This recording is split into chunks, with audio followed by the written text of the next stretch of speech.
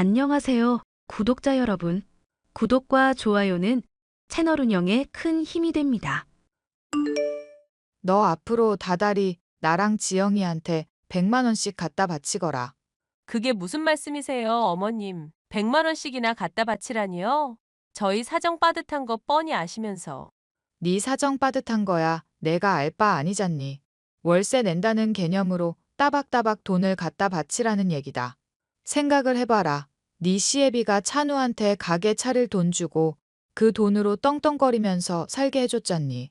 그것도 모자라서 네 시애비 명의로 되어 있는 아파트에서까지 살게 해주고 있고.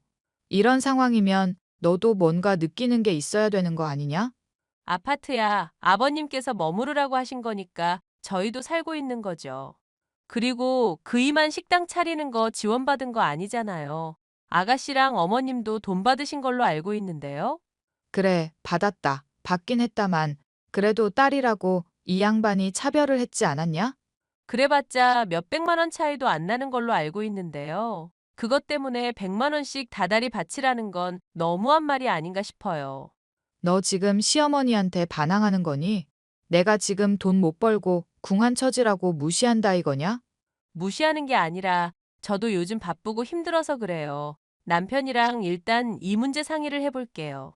찬우랑 상의하고 자시고 할 것도 없다. 너만 오케이 하면 될 문제인데 왜 이를 질질 끌어서 사람을 힘들게 하니? 이 시어미가 만만해 보여. 대답하라고 이거사. 어머님, 일단 진정하세요. 그리고 아파트 문제며 용돈이며 왜 그러시는지도 이해할 수 있게 얘기를 좀 해주시고요. 우리 딸이랑 나 지금 살고 있는 집 처분할 거고 이제 새 집도 장만할 작정이다. 근데 암만 생각해봐도 억울하더구나. 멀쩡한 아파트 놔두고 왜 우리가 집을 옮겨야 되는지 말이다. 그러면은 그 집을 처분하지 않으시면 될 일이잖아요. 지금 우리 딸의 사업이 실패해서 대출 때문에 사는 게 간당간당한 지경인데 어떻게 집을 안 파니? 네 일 아니라고 말을 그렇게 쉽게 하지 말 거라. 어머니, 제가 남편이랑 상의해서 도와드릴 수 있는 부분은 도와드릴 테니까 진정하세요. 그리고 여기 무슨 소문을 들으셨는지 모르겠지만 여기 그렇게까지 살기 좋은 동네는 아니에요. 버스 한 번 타고 나가려면 20분 넘게 걸어야 되고요. 주변 인프라도 없어서 장 보는 것부터 불편한 게 한두 개가 아니라니까요. 오시면 정말로 고생만 하실 거예요. 무엇보다 이웃들도 이상한 사람들이 많고요. 그러니까 좀 좁더라도 지금 살고 계신 집이 훨씬 좋을 것 같은데요? 이미 결정을 했다니까 얘가 무슨 소리를 하고 있어? 하여튼 너 조만간 경 치르기 전에 빨리 결정하고 좋은 대답 들려다오. 내가 네 시애미로서 이때까지 너한테 받은 게 뭐가 있니? 남들은 결혼할 때 예단이다 뭐다 하면서 잔뜩 갖다 바치는데 대체 넌 준 게 뭐란 말이냐? 아버님이랑 그이가 혼수 적당히 하면 된다고 했고 저도 할 만큼 했잖아요. 어머님 결혼할 때는 반대 안 하시다가 이제 와서 이러시는 건 무슨 경우인지 모르겠네요. 너 지금 무슨 경우인지 모르겠다고 했니? 이 시험이 말하는 거 우습게 알고 있는 모양이구나. 아주 못 되쳐먹은 년 같으니 대체 얼마나 이 시애미를 무시해야 말을 그 따위로 할 수가 있어? 진정하세요, 어머니. 남편이랑 상의는 일단 해볼게요. 일단이 아니라 무조건 하라고 이거사. 무조건 해. 저의 시어머니는 시누이와 함께 저희 집안의 골칫거리인 사람들이었습니다. 욕심은 많은데 능력은 부족하고 일을 벌이기는 좋아하는 편인지라 아버님이 사업으로 일궈놓은 재산의 상당을 둘이서 많이 까먹고 말았죠. 이런 문제가 있기 때문에 아버님은 어느 순간부터 시누이와 시모에 대한 지원을 줄이기 시작했고 될성부른 싹인 남편에게 많은 투자를 하기 시작했는데요. 아버님의 건강이 악화되지만 않았더라도 재산의 대부분은 남편에게 갔을지도 모를 일이었습니다. 물론 이런 경제적인 문제로 인한 불화 외에도 저는 골치 아픈 일이 있었는데요. 바로 아파트 주민 중 하나가 말도 안 되는 이유로 저를 스토킹하고 괴롭힌다는 것 때문이었습니다. 이보세요, 아저씨. 대체 왜 이러시는 건데요? 아래층에서 담배 뻑뻑 피우는 것도 제가 참아드렸잖아요. 그런데 저 문 열고 나올 때마다 슬쩍슬쩍 곁눈질하거나 지켜보고 있지 않나 아주 소름 끼친다고요. 경찰에 신고까지 당하셨으면 이제 그만하셔야죠? 제가 말했지 않습니까? 이 집에 오는 사람이 내 영혼의 짝이라고 돌아가신 고모가 말씀해 줬다고요. 고모가 신기가 있으신 분이라서 하는 말 이때까지 틀린 적 한 번도 없었다니까요. 제가 이렇게 들이대서 맺어지는 사람이 제 천생연분이라고 했다고요. 저는 이미 결혼했다고 말씀드렸잖아요. 동네 사람들 창피하게 대체 왜 이러시는 건데요? 경찰에 신고해도 그때만 반성하실 뿐이고 자꾸 이러시면 저도 변호사 고용할 수밖에 없어요. 제가 딱히 위협적인 행동을 한 건 아니지 않습니까? 저는 부인 따라 나온 게 아니라 이 집 근처를 배회한 것뿐입니다. 고모가 이 집을 가만히 지켜보고 있으면 금전운도 좋아지고 애정운도 좋아진다고 말씀해 주셨거든요. 제가 너무 열정이 넘치고 불의 기운이 많은 사람이라 이런 식으로 가만히 있으면서 가라앉혀줘야 된다고 말씀했다고요. 그 말도 안 되는 미신들 먹이면서 사람 자꾸 피 말리게 할 생각이세요? 그리고 왜 아래층에서 담배를 자꾸 피시는 건데요? 제가 사는 집에서 담배 피우는 건데 뭐가 문제입니까? 어차피 여기 그면 아파트도 아니잖아요. 담배 연기 냄새가 자꾸 올라와서 두통 생기고 사람 미칠 것 같다고요. 제발 적당히 좀 하시라고요. 사람 미치게 하지 마시고요. 저는 법 테두리 안에서 행동하고 있고 경찰분들도 문제될 거 없다고 하셨습니다. 오히려 죄 없는 사람 이렇게 핍박하시는 부인이 더 문제 아닐까요? 앞으로 말도 안 되는 트집 잡으실 거면 변호사 통해서 정식으로 해주시죠. 그러면 저도 법적으로 대응해 보겠습니다. 사람 진짜 미치게 하네. 이봐요. 적당히 하라고. 저는 원래 적당이라는 걸 모르는 사람입니다. 부인이 이사를 가시면 모를까 저는 이 집에 있는 사람들이랑 만나야만 인연이 될 수 있다고 믿고 있어요. 그러니까 저랑 한번 데이트하시고 지난 시간 가져보시는 건 어떨까요? 지금 뭐라고 하셨어요? 지난 시간? 성희롱 하시는 거예요? 오해가 있는 것 같으니까 서로가 대화를 통해서 해소하고 친해지자는 얘기죠. 왜 그렇게 정색하고 그러십니까? 귀엽게 시리. 흐흐. 아랫집에 사는 남자는 악성 스토커로 저를 힘들게 하는 사람이었습니다. 그런데 소문을 듣자 하니 저뿐만 아니라 이 집에 이사 왔던 다른 여자들 역시도 아랫집 남자로 인해 시달린 전례가 있었더라고요. 그것을 몰랐던 저와 남편은 아버님의 권유로 집에 살긴 했지만 하루라도 빨리 벗어나고 싶은 심정이었는데요. 이 문제로 얘기할 수 있는 것 역시도 함께 고충을 겪고 있는 남편뿐이었습니다. 그 자식이 또 헛소리 했다고? 안 되겠다. 내가 이 인간 요절을 내든지 해야지. 그러지 마, 여보. 저번에도 경찰서 가고 난리 났었잖아. 괜히 당신 주먹질하면 당신만 깽값 물어줘야 되고 힘들어. 그러니까 참자. 응? 내가 속이 터져서 그래. 이거 뭐 마음 같아서는 요절을 내고 싶은데 적극적으로 뭔가를 하는 게 아니니까 어떻게 할 수가 없네. 우리나라 법 왜 이따위냐? 도를 점점 넘고 심해지면 신고도 할 수 있다잖아. 일단 좀 더 참아보자. 당신이나 나나 식당 일하면서 바쁘고 힘든 사람들이잖아. 이런 문제 때문에 스트레스를 받아야 되겠어? 게다가 엄마랑 동생은 철없이 다달이 100만 원씩 갖다 바치라질 않나? 왜 주변에는 미친 사람들 뿐인지 모르겠네. 그러게. 이럴 때 아버님이라도 멀쩡하셨으면 참 좋았을 텐데. 아버님 한번 쓰러지신 이후로는 눈치도 안 보고 아무 말이나 막 뱉으시더라. 아가씨도 이제는 시어머니 말에 동참해서 같이 기세등등해서 난리더라고. 얼마 전에 아빠 보러 갔는데 기력이 많이 쇠해 있으시더라. 조만간 돌아가실지도 모르겠다고 하시네. 요즘도 건강이 많이 안 좋으신가 봐. 어떡하면 좋아. 유언장도 조만간 준비한다고 하시더라고. 그러고 보니 유언장안이 떠오르는 게 있네. 왜? 아버님이 저번에 하신 얘기 중에 재산 얘기하셨잖아. 어머님이랑 아가씨도 재산 조금 떼어준다고 하셨던가? 얼마 안 남긴 했지만 당신이랑 나한테 더 많이 주신다고도 했고. 그랬었지. 나도 기억나. 그러면은 어머님이랑 아가씨한테 이 집을 주는 건 어떨까 싶기도 하네. 집을 준다니 그게 무슨 소리야? 어차피 이 집 우리 명의로 있는 집 아니잖아. 게다가 안 좋은 소문 나서 처분도 점점 어려워지고 있고. 저번에도 누군가 한번 보러 왔다가 소문 들었는지 기겁해서 도망갔었던 거 기억나지? 그러니까 차라리 어머님이랑 아가씨한테 이 집 물려주는 게 좋지 않을까 싶어서. 엄마랑 동생이 이걸 받아들일까? 조금만 알아봐도 받아들이지 않을 얘기일 텐데. 원래 남의 떡이 커 보이는 법이고 한번 욕심이 생기면 주위의 것들이 안 들어오는 법이라잖아. 어머님 예전에도 비싼 거라고 하니까 정신없이 루아 커피 퍼먹다가 밤새도록 못 자고 불면증으로 한동안 고생하신 거 기억나지?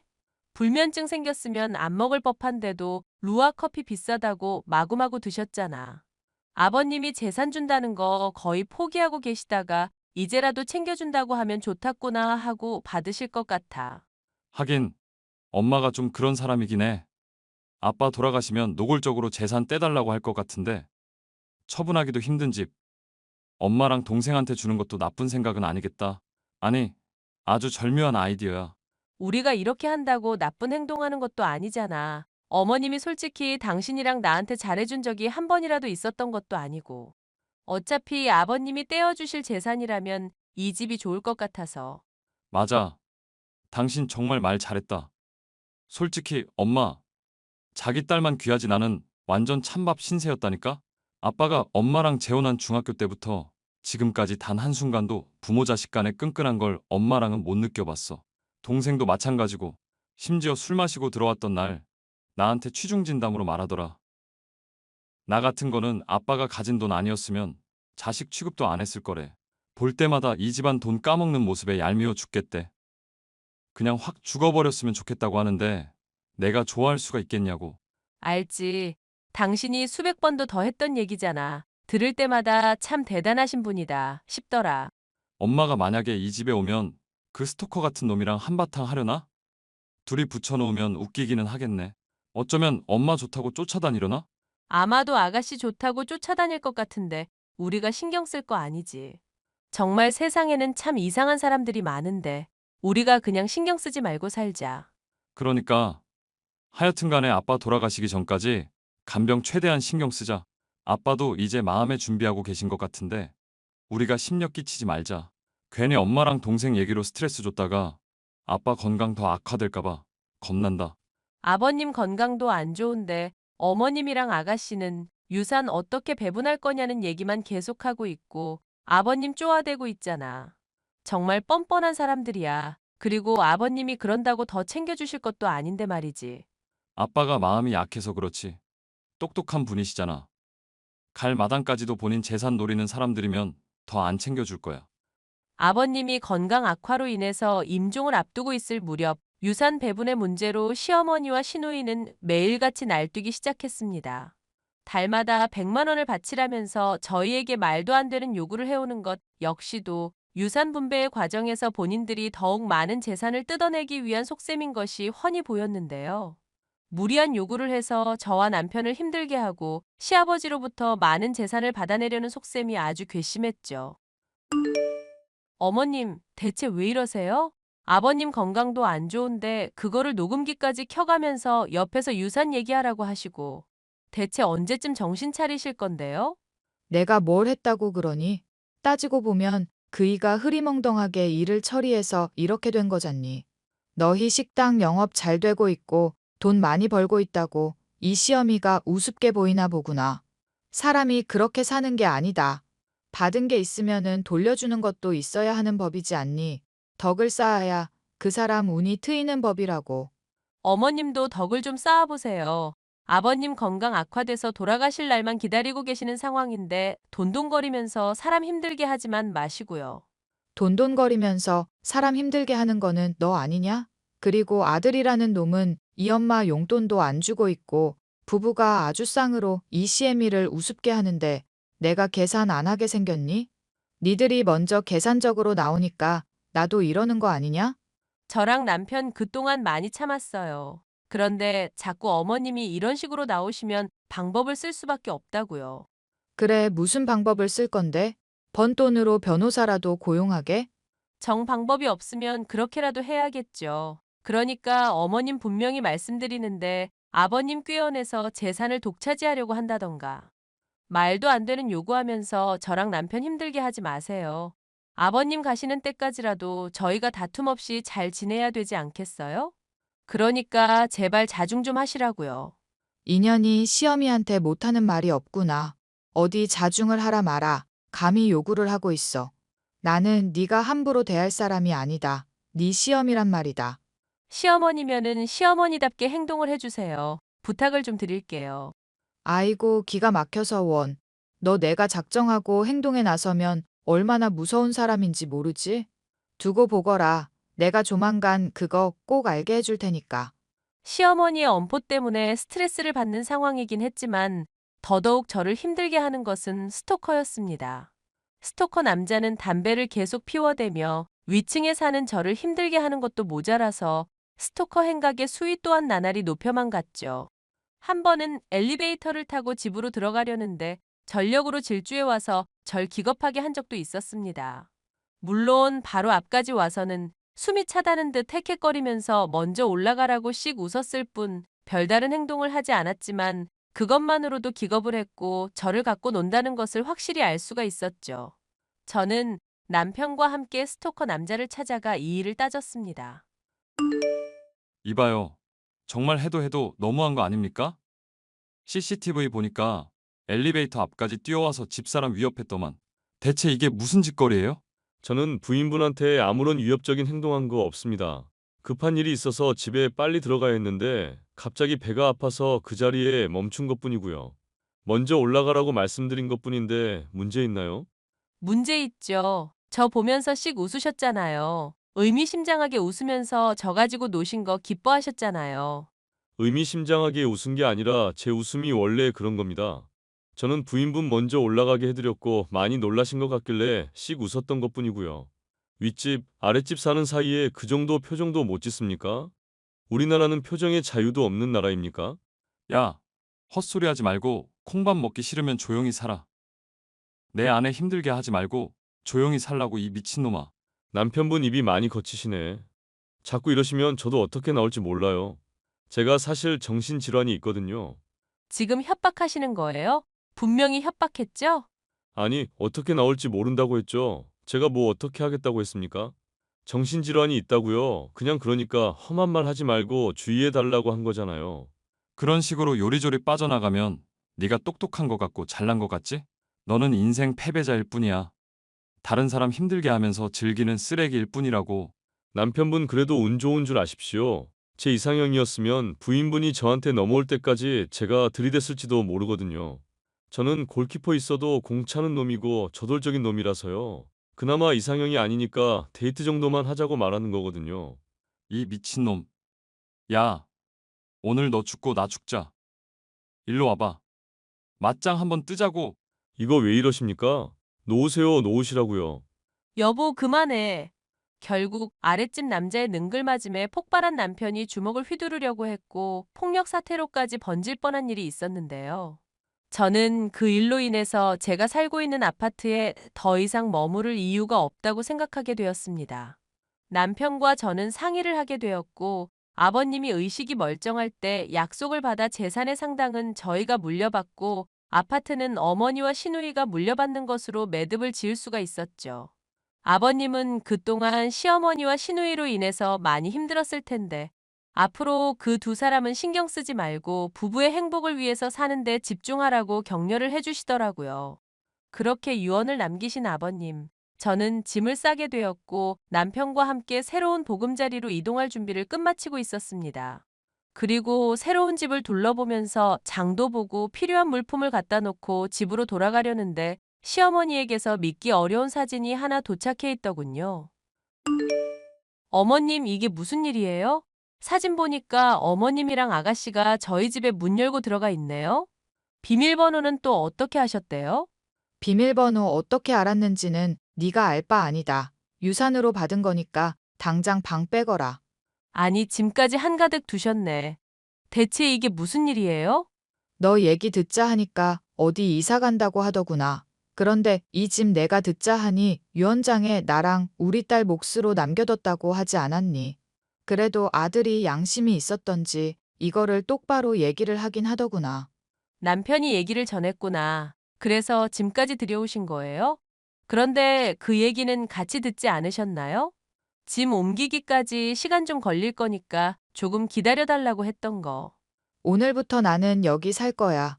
우리 딸이랑 같이 여기 눌러붙을 거라고. 꼬우면 네가 나가서 살거라. 나는 절대 여기서 안 나갈 거다. 에휴, 알겠어요, 어머님. 그렇게 해주시면 저야 대환영이죠. 대신 절대로 후회하지나 마세요. 뭐 후회하지 말라니. 그게 무슨 말도 안 되는 헛소리니? 이 시어미가 언제 저질러 놓고 후회하는 거 봤어? 봤죠. 아버님한테서 돈 받아서 주식 투자했을 때도 그랬잖아요. 걔 모임 참여했다가 개주한테 사기당할 때도 그랬고 화장품 사업한답시고 판버렸다가 다 날려먹었을 때도 그랬었던 거 기억나네요. 주변 분들한테 사기당하고 면목 없어진 적 한두 번 아니시지 않나요? 닥쳐 닥치거라. 이게 어디 시어머니 잘못을 꼬치꼬치 하나하나 짚고 있어? 에이 망할년 같으니. 닥치고 돈이나 더 내놔. 유산 대부분 받은 거 돌려준다고 하기 전에는 너네 당장 살 집이 있고 뭐고 간에 여기 무조건 눌러붙어 있을 거니까. 아버님이 재산 분배한 거 들으셨을 거고 그 부분에 대해서 소송해봤자 소용없어요. 그 집 받고 만족하시면서 사세요. 그리고 협박하시는 내용 언급해봤자 아무런 타격도 없으니까요. 네가 지금 당장은 이긴 것 같지? 하지만 여기 곧 역도 생길 거고 인프라도 잘 갖춰질 거다. 내가 부동산 업자한테 물어보니까 아주 전망이 밝은 아파트더구나. 그렇겠죠. 어찌됐든 파이팅입니다, 어머님. 그렇게 시어머니와 시누이에게 살기 싫은 아파트를 물려준 저와 남편은 골칫거리 스토커 남자를 떨쳐내게 되어 하루하루가 행복한 상황이었는데요. 얼마 지나지 않아 시어머니가 초췌한 기색으로 집에 방문을 해왔습니다. 얘, 이 집 대체 뭐니? 무슨 일이야, 엄마? 갑자기 나랑 집사람한테 찾아오고. 집에서 담배 냄새가 계속 나고 아주 너구리 소굴이 따로 없다. 그뿐만이 아니다. 우리 딸 지영이 말이다. 왜 나이 많고 수염 텁수룩한 미친놈이 우리 딸이 이상형이라면서 하루 종일 스토커질을 하고 있잖니. 경찰에 신고해도 답이 없다고 하고 확실한 증거를 가지고 오라잖아. 내가 이게 무슨 날벼락이냐? 너희 설마 이거 알고 일부러 집 넘기게끔 수 쓴 거 아니냐? 설마 일부러 그랬겠어요. 어머님이 욕심 때문에 그 집에 눌러 산다고 하시니까 이런 일이 생긴 거죠. 그러면은 이전까지는 안 그랬단 얘기니? 내가 소문 다 들었다. 어디서 거짓말이야? 아, 소문을 들으셨구나. 그런데 어쩌죠. 어머님 이미 그 집 물려받으셨고 저희는 어머님 응원해드리는 것밖에 할 수 있는 게 없거든요. 사실 전에도 제가 말씀을 드렸잖아요. 지금 사는 집 별로 좋은 집은 아니라고요. 설마 아버님도 돌아가신 마당에 유산 문제로 또 어떻게 다퉈볼 생각이신 건 아니시죠? 이 요망한 년. 이럴 줄 알고 집을 넘긴 거였어. 이 불려시 같은 년 같으니라고. 엄마, 말도 안 되는 욕심 부리다가 자폭한 건 엄마야. 그치? 처분할 때까지 오래 걸리겠지만 잘 견뎌봐. 제대로만 풀리면 엄마 말대로 역세권 형성되고 인프라 잘 갖춰져서 집값 뛸 수도 있잖아. 그때 집 팔고 훌훌 털어버리고 나오면 되는 거잖아. 정지영이가 걱정되면 바로 나오고. 지영이가 지금 밑에 있는 미친놈 때문에 정신병에 걸릴 지경이다. 너는 오빠라는 게 어떻게 동생 위하는 마음이 하나도 없니? 네가 그러고도 오빠야? 그 말 그대로 돌려줄게. 엄마는 어떻게 아들은 신경 안 쓰고 딸만 그렇게 챙길 수가 있어? 아무리 친아들이 아니라지만 너무한 거 아니야? 나한테서 동생 챙기는 모습 보고 싶으면 엄마나 먼저 엄마 노릇하셔. 맞아요, 어머님. 그 이 말 틀린 거 하나도 없네요. 이게 다 어머님이랑 아가씨 업보라고요. 이런 미친 것들이 안 되겠다. 너희 당장 그 집으로 들어가. 그 집으로 짐 다시 옮기고 나랑 지영이가 이 집에 살 테니까 그런 줄 알거라. 아이고, 그게 가능하시겠어요? 전에야 차라리 아버님이 물려주신 집이었으니까 저희가 뭐 할 수 있는 게 없었다지만 이번에도 그렇게 하시면 주거 침입죄로 고소할 뿐이죠. 이 시모를 주거 침입죄로 고소하겠다는 얘기니? 네, 아버님께서 돌아가신 마당에 사실상 남이나 다름없는 관계잖아요. 그런데 괜찮으시겠어요? 저한테 이렇게 신경 쓸 시간에 본인 딸을 더 돌봐야 되는 건 아닐까 싶은데요. 그 스토커 집요해서 무슨 짓을 할지 모르거든요. 아이고 내 팔자야. 이 망할 것들. 지옥 갈 것들. 시어머니는 그 자리에서 무릎을 꿇고 통곡을 했습니다. 하지만 저나 남편이 그런 모습을 보고 달래주기에는 그동안 저희에게 한 폐악질이 너무 심한 사람이었죠. 결국 시모는 아무런 소득도 없이 스토커가 있는 집으로 돌아가게 되었는데요.